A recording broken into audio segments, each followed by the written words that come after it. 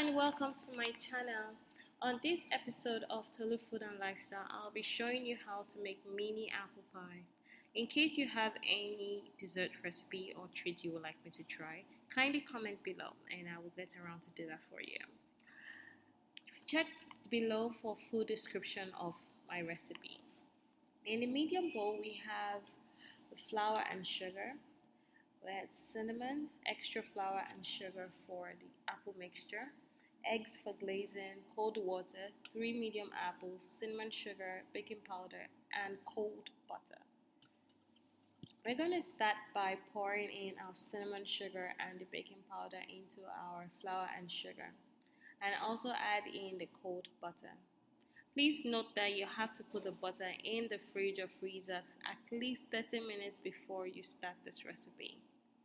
We're going to try and use our fingers to break down the butter into the flour, although it's a bit of work because of the butter got really cold. But we're going to break it down. The colder the better.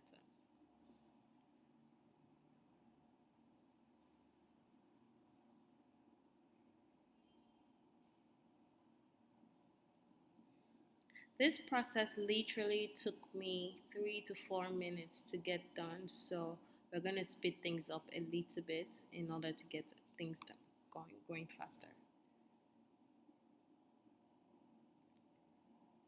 Once it gets to this stage, we're going to add in tablespoons of cold water, one at a time, and we're going to knead it together until it becomes chunky and soft enough in order for us to turn it into a big dough. When it looks like this, you can pour it out on a clean table and the kneading begins. Now this is another round of workout. We're going to go on it and continue to knead it. If peradventure it looks like it's not coming together, you need to add at least 1 or 2 tablespoons of cold water again, but make sure you do that one at a time. Don't just pour it in at once.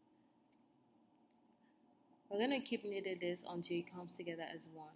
How you know when it starts coming together is when it starts picking up things from the table. When it literally starts cleaning your table, you realize the table is neater than when you started. Then you know that the ball is forming and kneading. Also remember that the butter in it wasn't broken down completely, so as you're kneading it, it is breaking down more and hence making your dough smoother and easy to work with. Now we're going to wrap it and put it inside the fridge or freezer for 30 minutes before we bring it out to roll for the apple pie. While it's in the freezer trying to cool down, we're going to start with the apple filling. We're going to slice the apples into bits and put them in and mix them up with the cinnamon, extra flour, and extra sugar. If peradventure your apple is a little bit tarty and a little bit sour and not so sweet, the sugar and the cinnamon will enhance the flavor a whole lot, and the flour is going to coat it, since it's going into the oven, and it's going to taste a whole lot better than just putting regular apples in it. So we're going to dice this up into bits. You could dice it to whatever shape you like, small, tiny, big, whatever you're comfortable with, and mix in.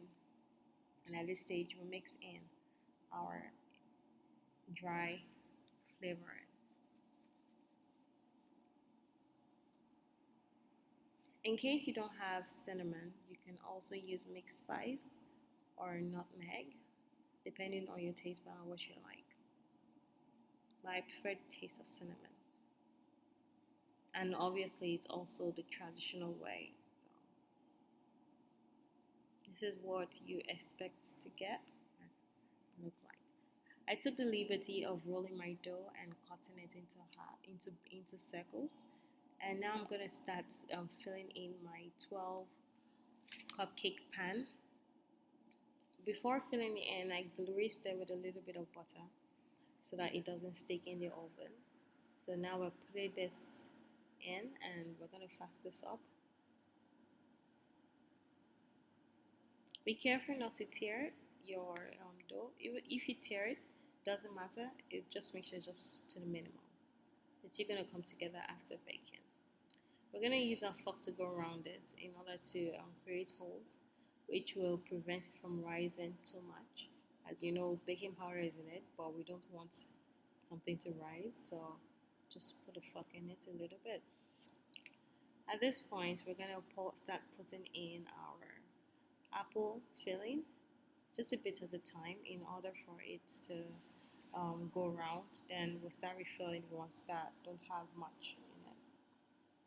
We're going to continue this process until we're done filling everything bit by bit. And once we're done filling everything, we glaze it with egg yolk.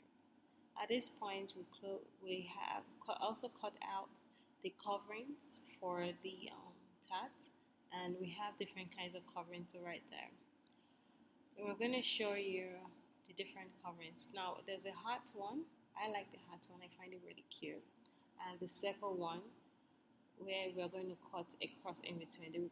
The reason why I'm cutting the cross in between them is to allow the apple mixture inside to breathe a little bit, and so that we can actually even see what's inside, not just something covering it.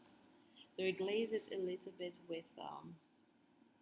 with egg yolk and put it in the oven for 15 to 30 minutes or until when it's a little bit golden brown. Once it's baked, we're going to get this beauty.